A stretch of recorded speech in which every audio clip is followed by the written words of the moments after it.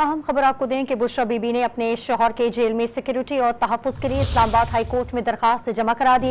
बुशरा बीबी ने दरखास्त में खदशा जाहिर किया है कि उनके शौहर को जेल में खाने के जरिए जहर दिया जा सकता है। आपको अपडेट कर रहे हैं कि बुशरा बीबी ने अपने शौहर के जेल में सिक्योरिटी और तहफ़्फ़ुज़ के लिए इस्लामाबाद हाई कोर्ट में दरखास्त जमा करा दी।